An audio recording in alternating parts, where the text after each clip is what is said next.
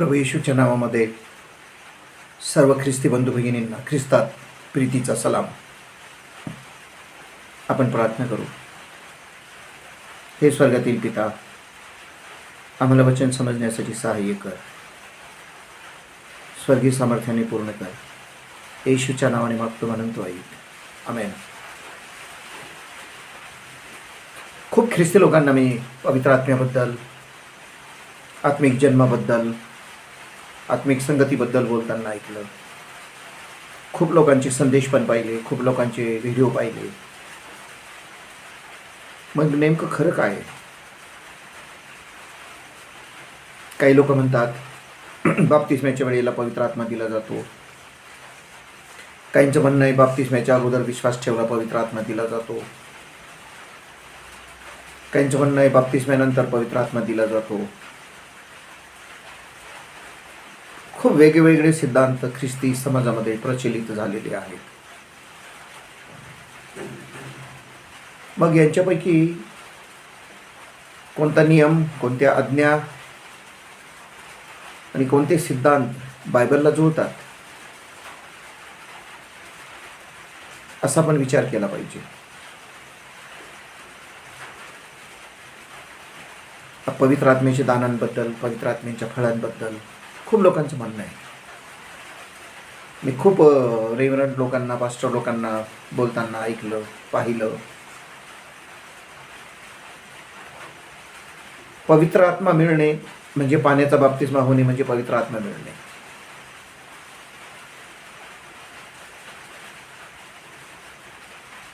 कारण प्रेषिताच्या कृत्यामध्ये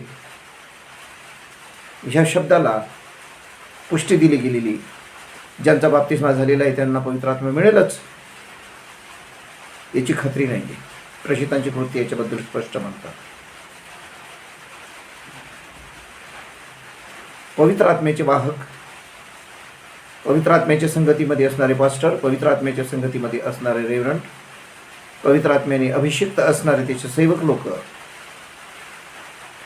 हेच पवित्र आत्म्याच्या सेवेला, पवित्र आत्म्याच्या संगतीला पुढे चालवतात. ज्यांना त्यांच्या जीवनामध्ये पवित्र आत्म्याचा गंधवास नाही, ज्यांना त्याचा थांगपत्ताही नाही आणि त्यांचा मागमूसही नाही त्यांच्या जीवनामध्ये, ते पवित्र आत्म्याचा असल्याचा दावा करतात. खूप ठिकाणी चिन्हे आणि चमत्कार आणि अद्भुत कार्य केली जातात. त्यांच्यामध्ये मग बरीच अशी कार्य मी ऐकली. तुम्हाला आश्चर्यकारक रीतीने तुमच्या अकाउंटमध्ये 5 लाख रुपये येतील.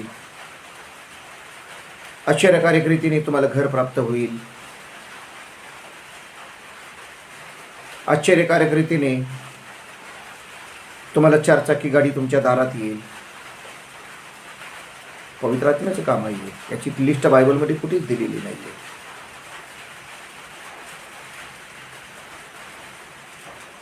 पवित्र आत्म्याच्या फळांबद्दल, त्याच्या आशीर्वादांबद्दल, त्याच्या गुणांबद्दल जर आपण बारकाईने जर वाचन केलं पत्रांमध्ये आणि प्रभू येशूच्या स्वतःच्या तोंडच्या वाक्यांमध्ये, संदेशांमध्ये, तर आपल्याला स्पष्ट माहिती मिळते.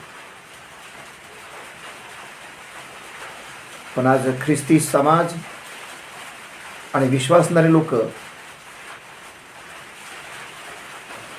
दुसऱ्यावर अवलंबून राहणारे दिसतात. किती दिवस दुसऱ्यांवर अवलंबून राहणार? स्वतः वचन वाचायला शिका, स्वतः वचनामध्ये पहा. सेवक लोक, पास्टर लोक, रेव्हरंट लोक, वक्ते लोक जे बोलतात त्याचा एक अनेक शब्द लिहा, त्याची नोंद करा. घरी गेल्यावर त्याचं वाक्य, त्याचे शब्द, त्याचे दावे बायबलमध्ये आहेत का? पाण्याने बाप्तिस्मा घेणे हा भाग वेगळा आहे. पवित्र आत्म्याने बाप्तिस्मा भाग घेणे हा भाग वेगळा आहे. प्रभू येशूचा पाण्याने बाप्तिस्मा झाला आणि त्याच्यावर त्याच वेळेला पवित्र आत्म्याचा अभिषेक झाला. आणि म्हणून खूप जवळजवळ 99% ख्रिस्ती लोकांना एक भ्रम आहे की प्रत्येकाचा बाप्तिस्मा झाला त्याच वेळेस पवित्र आत्मा आला. चला ठीक आहे, आपण मानून घेऊ पवित्र आत्मा आला, मला काही प्रॉब्लेम नाही, मला काही अडचण नाही आहे. पण ते पवित्र आत्मा आल्याची चिन्ह आणि फळं त्यांच्या आयुष्यामध्ये दिसतात का?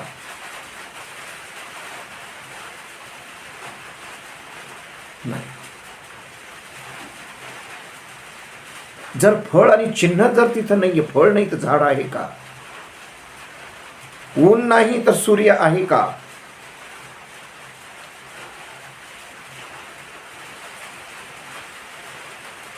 साधी सोपी गोष्ट आहे. जर फळ नाही तर तिथं झाडच नाही, याचा अर्थ.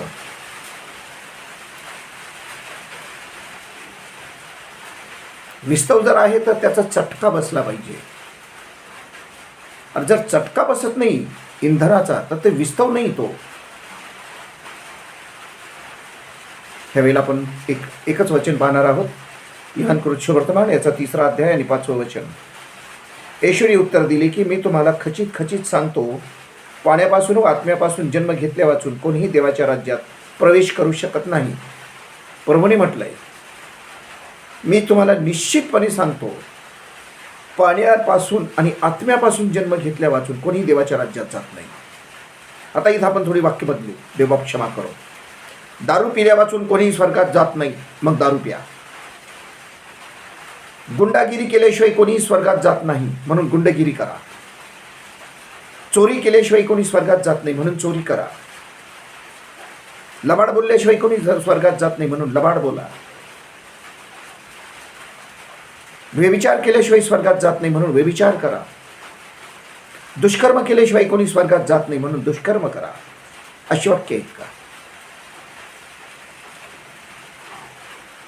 आत्म्याने जन्म घेतल्या वाचून, पाण्या वाचून आणि आत्म्याने जन्म घेतल्या वाचून कोणीही स्वर्गात जात नाही.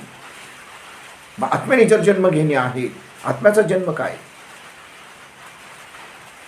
जोरजोराने ओरडणे, काहीतरी वेगळ्या शब्दांमध्ये काहीतरी बडबड करणे, अर्थहीन भाषेमध्ये बोलणे, न कळणाऱ्या काहीतरी शब्दांचा उल्लेख करणे, उच्चार करणे.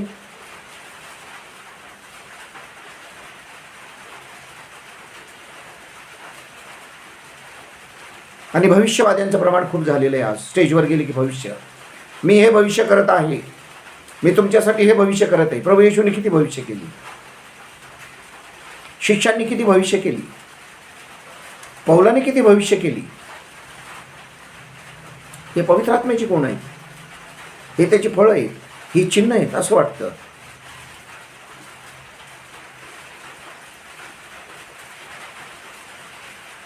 योग्य वेळेला योग्य भविष्यवाणी केली गेली आणि ती पूर्ण पण झाली. हे देवाचं काम आहे. जी भविष्यवाणी पूर्ण होत नाही ते देवाचं काम नाही आहे. आत्म्याने जन्म घेणे म्हणजे तो पवित्र आहे. पवित्र जीवन जगावं लागेल, पवित्रतेमध्ये चालावं लागेल, पवित्र संगतीमध्ये राहावं लागेल, पवित्र बोलावं लागेल, पवित्र विचार करावे लागतील. अशुद्धपणा, जुना स्वभाव काढून टाकावा लागेल. जुनं काहीच चालणार नाही. तुमच्या जीवनातलं जुनं जे आहे ते काहीच चालणार नाही. जगी काय ते काहीच चालणार नाही आहे. असं नसतं तर प्रभूने नवी आकाश नवी पृथ्वी उत्पन्न केलीच नसती. कारण जुने आकाश जुनी पृथ्वी भ्रष्ट झालेली होती. आणि तो आपल्याला जुन्या स्वभावाने आणि आमच्या जुन्या दुष्कर्माने तो कसं काय स्वर्गामध्ये नेणार आहे आम्हाला? खूप मोठा प्रश्न आहे मला. ही धुंदी आणि झापड आहे आमच्यावर का आम्ही जुन्या स्वभावाला धरून चालून सुद्धा आम्ही स्वर्गाच्या राज्याची प्रतीक्षा करतो? नाही. प्रभू म्हणतो, पाण्याने आणि आत्म्याने जन्म घेतल्या वाचून कोणी स्वर्गाच्या राज्यात जात नाही. वचन पडताळून पहा. यूहन्नकृत सुवर्तमान 3रा अध्याय आणि 5वं वचन. देव बाप सर्वांना आशीर्वाद देव. आपण प्रार्थना करू. पवित्र पिता, वचन समजण्यासाठी सहाय्य केलं, आभार मानतो. येशूच्या नावाने मागतो म्हणून तो आहे. आमेन.